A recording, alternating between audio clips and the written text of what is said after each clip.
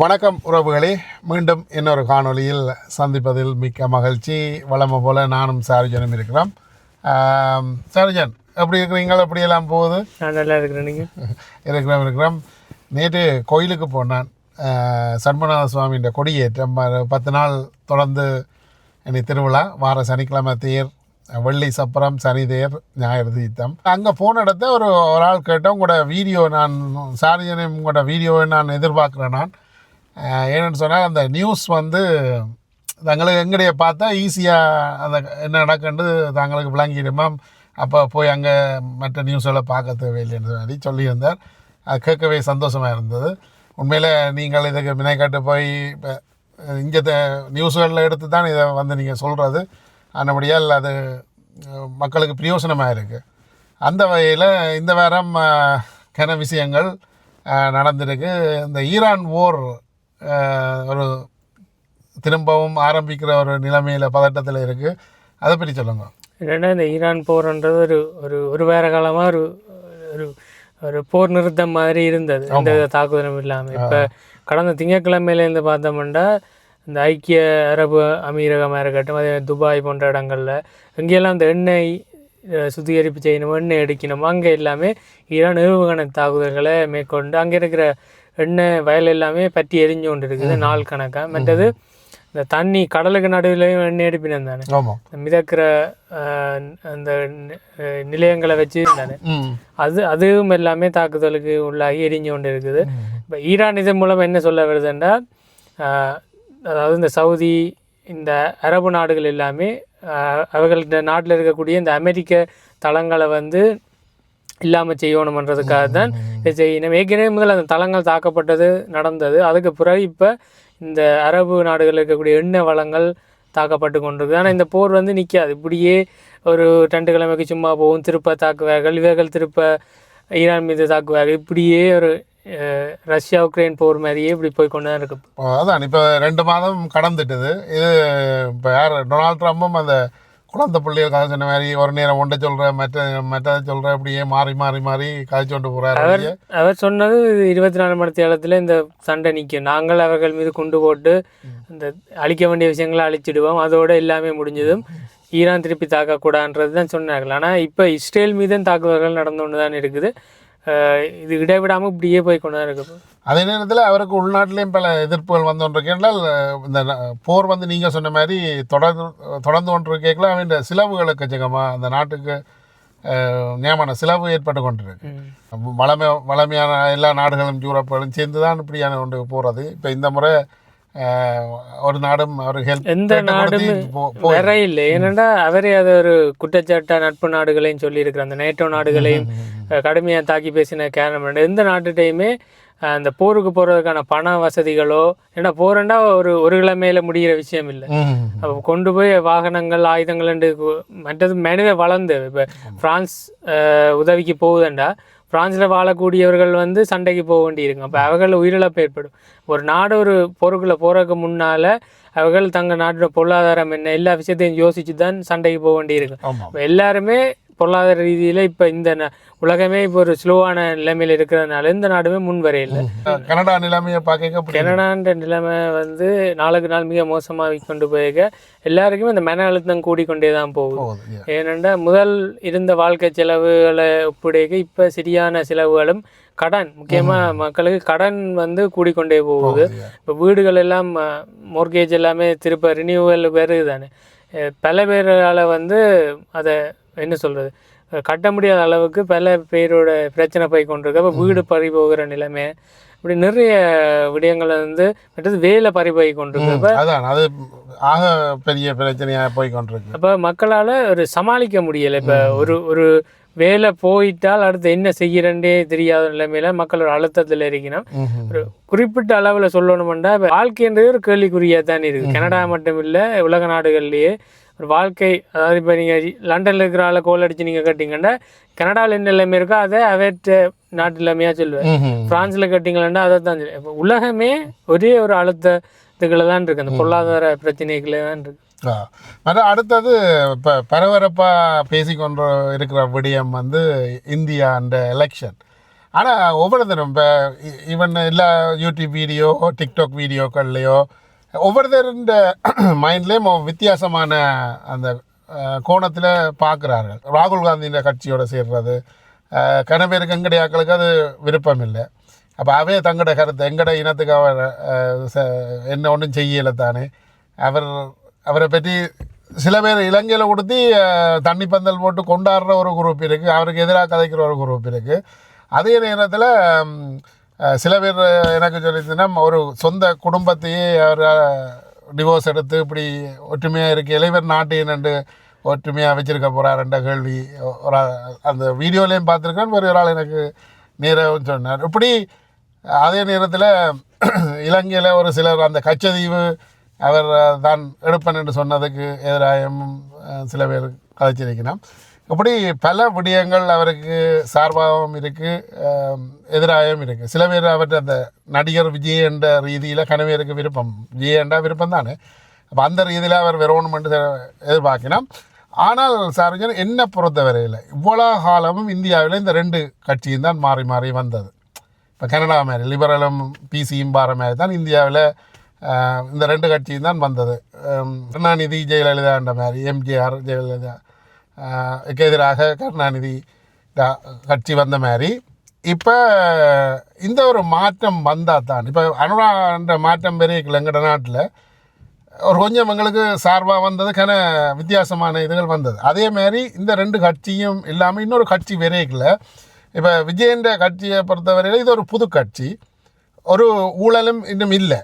அப்போ அவர்கள் வந்தால் கட்டாயம் சில நல்ல இதுகளை கொண்டு வருவார்கள். அதனுடைய அந்த விஜயன்ற இது வரணும், டிவிக்கே வரணும்ன்றது தான் என்ற விருப்பமும்.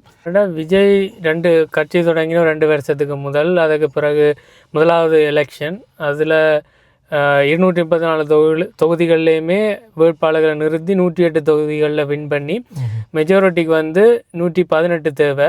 அப்போ ஒரு இக்கட்டான சூழ்நிலை தான் அவருக்கு இருந்தது.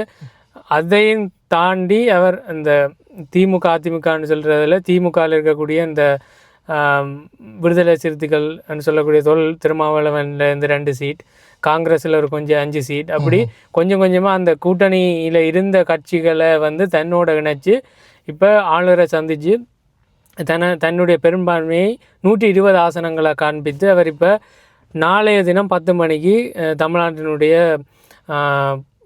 முதலமைச்சராக பதவியேற்க இருக்கிறார். இதை வெகுவாக இப்போ உலகெல்லாம் இருக்கக்கூடிய தமிழர்கள் கொண்டாடி கொண்டிருக்கணும். இதில் மறைமுகமாக இருக்கக்கூடிய விஷயம் என்னென்னா, இவரை எப்படி அவர்கள் கொண்டிருந்திருக்கணும்னா அடுத்த ஒரு எம்ஜிஆராக கொண்டிருக்கணும்.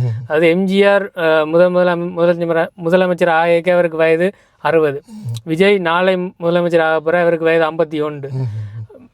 விஜய்க்கு எடுத்த காலத்தை விட எம்ஜிஆருக்கு எடுத்த காலம் மிக அதிகம். என்னடா திமுகவில் முதல்ல இருந்து திமுகலேருந்து பிரிந்து தனக்கு இருந்த சப்போர்ட்டர்ஸ் அந்த ரசிக மன்றங்களை வச்சு தனியொரு கட்சி தொடங்கி அதன் பிறகு தான் அவர் ஒரு முதலமைச்சராக வேண்டி வந்தது. ஆனால் விஜய்க்கு அந்த மாதிரியான எந்த ஒரு தேவையும் இல்லை. ஒரு தனிநபராக ஒரு கட்சியை தொடங்கி வந்திருக்கிறார். நீங்கள் முதல் குறிப்பிட்ட உதாரணம் ஒரு நல்ல உதாரணம். அதாவது இலங்கையில் அனுரை வந்த மாதிரி ஒரு மாற்றம் வரும் தமிழ்நாட்டுக்கு கண்ட மாதிரி எதிர்பார்க்குறோம். ஆனால் அது மாற்றமாக ஏமாற்றமான்றதை நாங்கள் ஒரு கொஞ்ச காலம் கழித்து தான் சொல்லலாம். ஏனென்றால் இது ஒரு தனி பெரும்பான்மையான கட்சியாக வேற இல்லை. அதாவது இன்னொரு கட்சியில இருந்து கடன் வாங்கப்பட்ட ஆக்களை வச்சு தான் இது நடாத்தப்படுது. நாளைக்கு ஒரு சட்டம் நிறைவேற்றப்படுதுண்டா, அதாவது இந்த மாநிலத்துக்கு சார்பான சட்டமா அல்லது எதிரான சட்டம் இருக்கல, இந்த கூட்டணி கட்சிகள் சப்போர்ட் பண்ணினமா இல்லையான்றதெல்லாம் விஷயம் இருக்கு. இப்போ அந்த பெரும்பான்மைக்கு வாக்கு அளிக்க இல்லையாண்டா, அதாவது அந்த 118 பேரில் ஒரு ஆள் 2 பேர் நான் திருப்ப கட்சியை விட்டு நீங்கிறேன்னு சொன்னால் திருப்பவும் அந்த அரசாங்கம் குலையும், திருப்பவும் ஆளுநருக்கு போகும். ஆளுநர் திருப்ப கேட்ப நீங்கள் பெரும்பான்மை 118 ஆசனங்களை நிரூபிக்கணும்னு சொல்லுவார். அப்போ இது ஒரு இழுபறியாக தான் போகும். அப்போ சில வேளை இந்த ஆட்சி 1 வருஷமோ 1.5 வருஷமோ 2 வருஷத்துல இந்த ஆட்சியை கலைந்து இன்னொரு ஆட்சி கொண்டு வர்றதுக்கும் வாய்ப்புகள் இருக்குன்னு தான் கணிக்கணும். ஏனெண்டா 118 பேருமே அவருடைய சொந்த கட்சியாக இருந்தினமண்டா எந்த ஒரு சட்டம் திட்டம் பெறைக்கல அவை அதுக்கு வாக்களிப்பினோம். ஆனால் இதே மாட்டு கட்சியிலேருந்து வர்றாக்கள் வந்து வேறு வழி இல்லாமல் ஓகே இப்போ அரசாங்கம் எதுவுமே இல்லாமல் இருக்குது, சரி போய் சப்போர்ட் பண்ணுவோம்ட்டு சப்போர்ட் பண்ணியிருக்கிறோம். ஆனால் எந்த ஒரு நபருமே, அதாவது இந்த அதிமுக திமுகன்னு சொல்கிற எந்த கட்சியில் இருந்துமே யாருமே பிரிந்து வரையில்லை. அப்போ இது ஒரு குறிப்பிடத்தக்க விஷயம் என்னென்னா, அந்த ரெண்டு கட்சியுமே இணையவும் இல்லை. அதாவது அவைக்கு 60 சீட்டுன்னு ஒரு ஆளுக்கு 53ன்ற மாதிரி இருந்தது. அந்த ரெண்டு கட்சியும் இணையவும் இல்லை, ஏன்னா அது இணையவும் வாய்ப்பு இல்லை, ரெண்டுமே எதிர் துருவங்கள் மாதிரி. ஆனால் ஒரு கட்டத்தில் தாங்கள் இணைய போவதா அது வந்து விஜய குழப்பறக்காக ஒரு செய்தியாக வந்தது. ஆனால் கடைசி வந்து அந்த ரெண்டு கட்சியுமே வரலாற்றில் இணையாது. ஏன்னா அது திராவிட முன்னேற்ற கழகம், இது அண்ணா திராவிட முன்னேற்ற கழகம். ரெண்டு பேருக்குமே தலைவர் அண்ணா அவர் தான் இருந்தவர். ஆனால் அவை கோட்பாட்டின்படி ரெண்டு பேருமே வித்தியாசமான ஆக்கள் என்றைக்குள்ள இணைய இல்லை. இப்போ என்ன நடக்கும்னா ஒரு கொஞ்ச காலம் போவைக்குள்ள இந்த அரசாங்கம் வந்து பலவீனப்பட்டு கொண்டே போகும். என்னடா இருக்கக்கூடிய இந்த மிச்ச ஆக்களை சேர்த்திருக்கிறது, காங்கிரஸில் 5-6 பேர், இந்த விடுதலை சிறுத்தைகளை கொஞ்சம் பேர், மற்ற கம்யூனிஸ்டில் கொஞ்சம் பேர், மற்ற இந்த அமமுகன்னு சொல்லி அம்மா மக்கள் முன்னேற்ற கழகத்தில் இந்த ஒருத்தரை கொண்டிருக்கணும். அப்போ இவையில கொண்டு இணைக்க இவே தான் கடைசியாக முடிவெடுக்கிற ஆக்களாக இருப்பினும் நாளைக்கு ஒரு சட்டம் கொண்டிருக்கல மிச்சம் எல்லாரும் விஜயண்ட கட்சியெலாம் உண்டாயிருக்கும். இவே சில பேர் போர்க்கெடு தூக்கி இல்லை நான் இதுக்கு சைன் வைக்க மாட்டேன், இது கொன்றக்கூடாண்டைக்கு தான் பிரச்சனை வரப்போகுது. ஆனால் அதே நேரத்தில் சார்ஜன் இப்போ விஜய் சச்சலாக மக்களுக்கு சார்பாக நல்ல விடயங்களை கொண்டிருக்கல அவருக்கு இன்னும் இப்போ உதாரணமாக கனடாவை பொறுத்தவரையில் மாக்காணி வரைக்குள்ள அவருக்கு முழு அதிகாரம் இருக்கே இல்லை. ஆனால் அவர் சில நல்ல விடயங்களை செய்ததால் அவருக்கு சார்பாக இப்போ கனவேர் மாறிட்டு நம்ம என்ன அப்படி ஒரு கட்டம் அப்படி வந்தாலும் அவருக்கு சார்பாக வரக்கூடிய சந்தர்ப்பங்கள் இருக்குது. ஆனால் நான் கடந்த ஒரு 70-80 வருஷ தமிழக அரசியலில் பார்த்த வரைக்கும் எம்ஜிஆருக்கு நடந்தது தான் விஜய்க்கு நடக்க போகுதுன்றது தான் நான் எதிர்பார்க்குறேன். என்னென்னா எம்ஜிஆரோட சக நடிகராக இருந்தவரை எம்.ஆர். ராதான்னு சொல்கிறவர், அவர் தனிப்பட்ட பிரச்சனையால் எம்ஜிஆருக்கு கழுத்தில் துப்பாக்கியால் சுட்டு அவர் கழுத்தில் குண்டடிப்பட்டது. ஆனால் உயிர் போகவில்லை, ஆனால் அவருக்கு ஒரு எதிர்ப்பு இருந்தது. நான் என்ன சொல்ல வரேன்னா, அதிமுகன்ற கட்சியை உருவாக்கி கொண்டது வந்து பெரும்பங்கு இல்லாட்டி 99% பங்கு வந்து எம்ஜிஆருக்கு சேரும். எம்ஜிஆருக்கு பிறகு அந்த கட்சியை கொண்டு போனது வந்து ஜெயலலிதா, அது அடுத்த கட்டமாக கொண்டு போன நபர். அதே மாதிரி இந்த தாவைக்கான்ற ஒரு புது கட்சி வருது. இவர் ஒரு தரமோ 2 தரமோ 3 தரமோ 4 தரமோ முதலமைச்சர் ஆகலாம், அவருக்கு வயசு இருக்குது.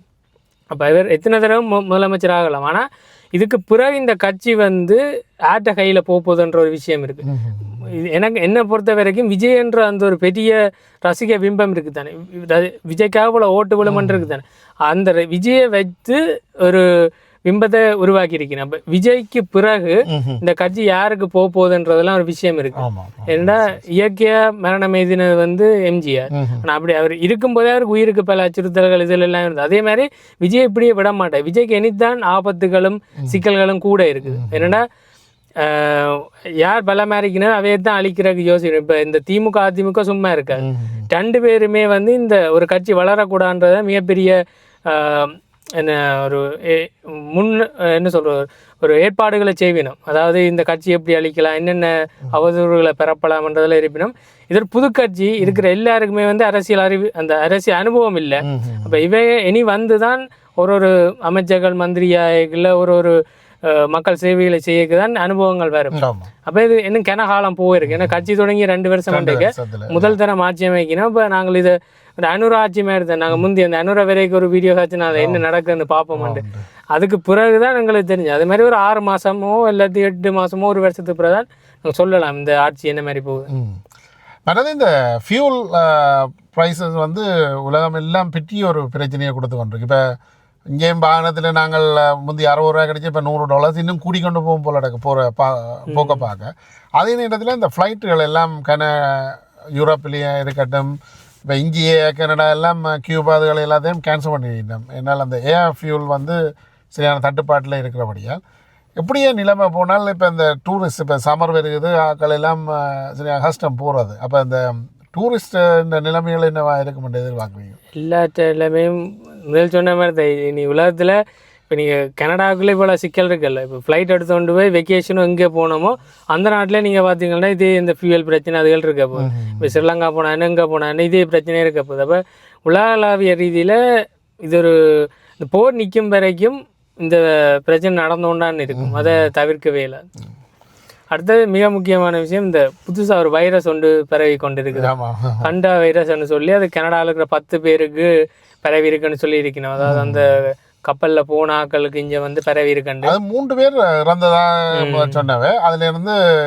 அதில் ஒரு வீடியோ ஒரு ஆள் விட்டுருந்தார். அந்த நான் என்ன சிட்டி டிவியில் பார்த்தேன்.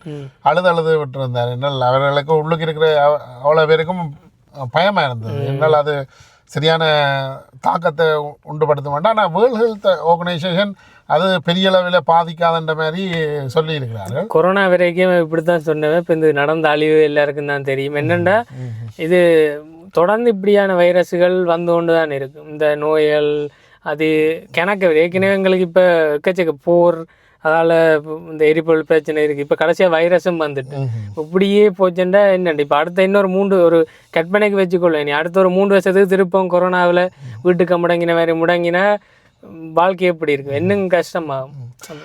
இன்னொரு கேள்வி சார், இது எந்த ஒரு கேள்வி உங்கள்கிட்ட. இப்போ ஒரு அன்றைக்கு ஒரு இதில் பார்த்தேன். அந்த அவர் சொல்கிறார், அந்த அரசியல் ஆய்வாளர்கள் மாதிரி இப்போ இதில் சொல்கிறார், உலகத்தில் முதலாவது வேர்ல்ட் வார் வந்தது, 2வது வேர்ல்ட் வார் வந்தது. அதுக்கு பிறகு இப்போ நீண்ட காலமாக இன்னொரு வேர்ல்ட் வார் வரையில் உலகமெல்லாம் இந்த மக்களோட தொகை எக்கச்சக்கமாக அதிகரிச்சிட்டு பஞ்சம் பட்டினி எல்லாம் வந்து கொண்டு இருக்குது.